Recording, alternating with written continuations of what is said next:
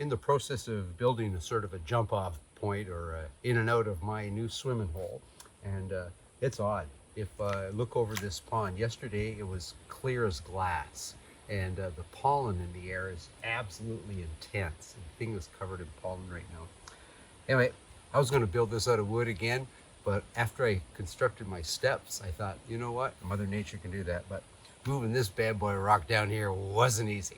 Anyway, I can thank an old mentor down in New York State named Joe Kapolchek. He showed me more things, more tricks on how to move, lever, cantilever, pulley, set in place, things that, yeah, anyway.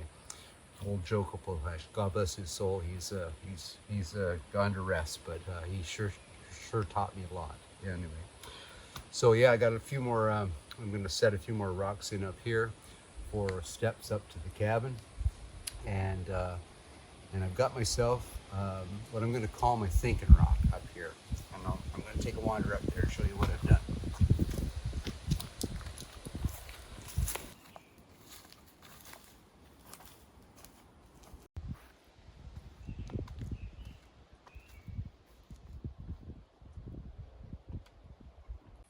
Here we got my thinking rock. And I'm not sure how capable I am of the thinking part, but I am capable of a lot of setting. Anyway, yeah, I plan to spend a lot of time right here, and I've been scratching away at a fiddle for some 20 years, hoping to master that, and haven't quite got there yet. So instead of driving the neighbors and the dogs crazy up there at the house, I'm going to come back here and scratch away at my fiddle and just enjoy the ambiance. Got the pond out in front, the cabin in the backdrop, and yeah, I'm looking for a little bit of downtime here.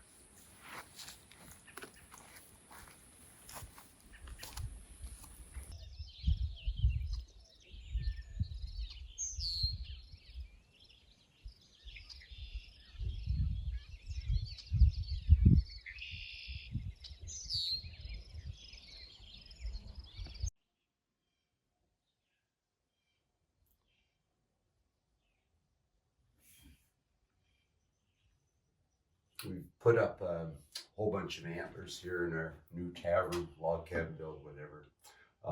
And it's not that we're trying to display them in the sense of, well, look what we've done in terms of deer we've harvested.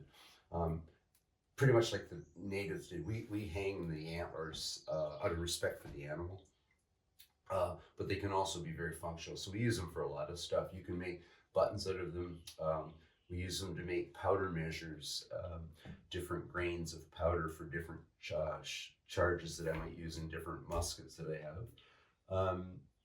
Knife handles. And in this case, where its application is an 18th century clothes closet. So everything can get hung on these. Muskets can get hung up there.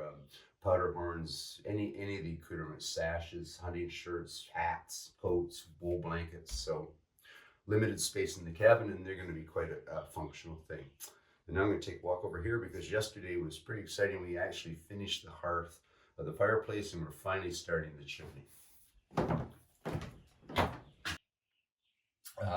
We've got the inner box of the hearth completely done now. So we got an authentic built to scale Rumford with a working crane. Our fire dog's in place, and Luke came worked his magic. So we're right at the stage now of starting the chimney, and it's been a long time coming. The next step on the inside of the build is we're going to be stacking a row of these antique red bricks here, like so, and they're going to get stacked up. And the plan is once we get up here, we're going to sort of start stepping them out a bit, and then we'll be laying a row of bricks.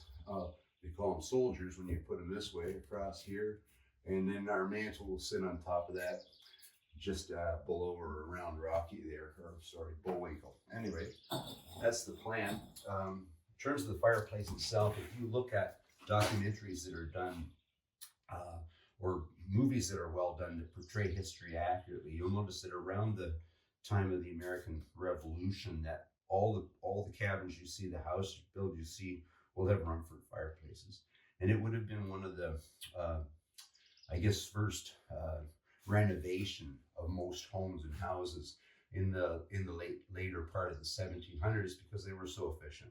So they burned half as much wood, they produced twice as much heat into the room. So people quickly realized that it was far superior to just that open box fireplace, and they started to build Rumford. So yeah, pretty excited. We got a working one, and one step closer to that first meal. Anyway, off to the chimney.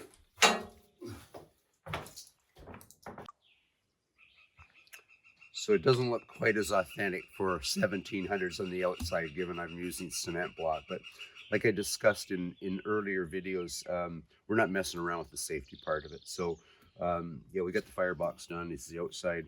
We're building, basically stepping these cement blocks in. And now I'm going to put a facing of natural fieldstone on the outside.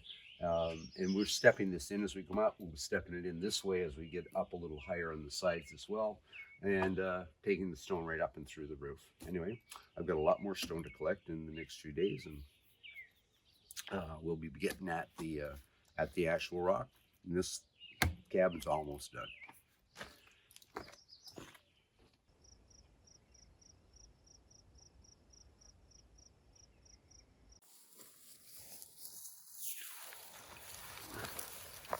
We have ourselves here a juniper tree, and we have a lot of it on our property and around our property. And a lot of people call it red cedar. It's not in the cedar family. It's in the juniper family of trees. It's a pretty phenomenal tree for kindling. So the bark is a resinous material, but the real advantage of it is you can take that bark and you rub it up in your hands. It's very fibrous, and so it'll break down. You can literally make a bird's nest out of that. So no matter what persona one's following, whether you're a long hunter, a trapper, a voyageur, early American settler, whatever, everyone carried a kindling bag. I carry two. I carry one sort of handy for day-to-day use, but I also carry one rolled up in my bedroll. That way I ensure that I've always got dry kindling when I get to camp. So simple pillow ticking beeswax with a little bear fat on it once or twice a year, and it's pretty waterproof.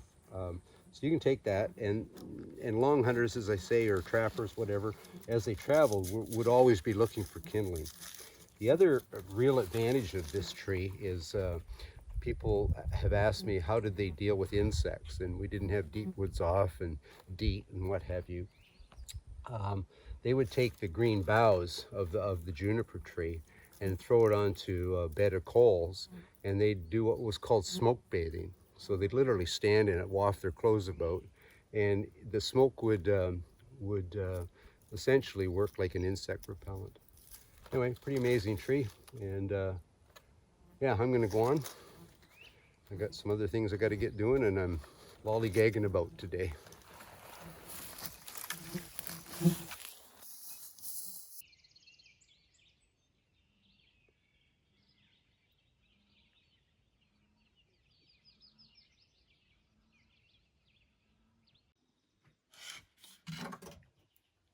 So for the windows in the cabin, I restored some really old storm windows. Don't know how old.